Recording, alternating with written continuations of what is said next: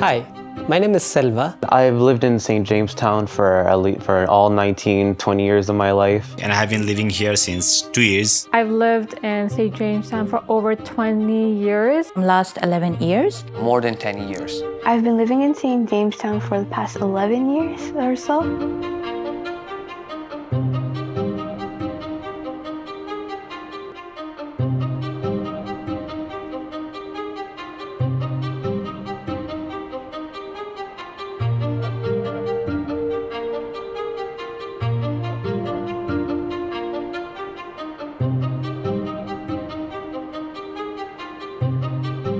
Crew is such an important group to have in our community, especially in a community with over 18,000 people, officially and 30,000 people, unofficially with many high-rise buildings where we go through so many extreme weather events such as heat extreme events, power outages, where we experience a whole blackout in our buildings. The focus of the population is mostly about income generation and a renting space, and the environmental concerns are always set aside because of this. So Crew primarily works in this level where we try to educate our residents about the importance of the heat wave impacts and any climatic changes that is happening within the community.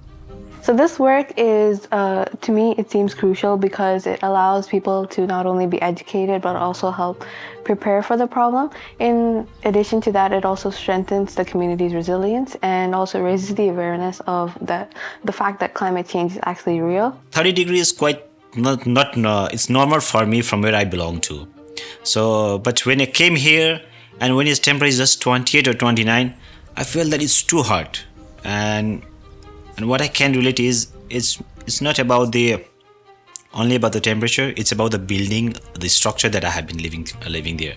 So the heat is more trapped there. There is no proper ventilation. There should be some policy or the legislation that the city should create. Maybe during the summertime, if there is a legislation that the building must manage the temperature within 24 to 26 degree, then that could be at least helpful for those vulnerable people or every community who have been living in that case as well. I was able to understand how the inequality of what's going on in our neighborhood when it comes to heat waves, how the closest cooling space is almost like a 15-minute walk away, which is pretty inaccessible for the elderly, the disabled, and whatnot. And how the closest green space we got, which was built pretty recently, is close to a dumpster, which is like, I don't think anyone really wants to sit there. And some other green spaces is just like grass and like a children's park, and that's really about it. This is something I feel like not everyone sees on a daily basis, but thanks to Crew, I've been able to work with them and we're able to understand and tell the city we need this to be fixed. Because this project is about bringing people together in these communities with a lot of people that may not know each other. In Canada, we have a challenge in knowing our neighbors in a lot of communities, especially ones where there's a lot of people coming that are new and from different countries. So being able to connect on something and to build that cohesion is really critical, and to use that to prepare for emergencies, whether they're climate emergencies or other things that can happen. So when you get to know each other, you can prepare well for these events. So we have this beautiful area that is renovated with parks, a basketball playground, sitting areas.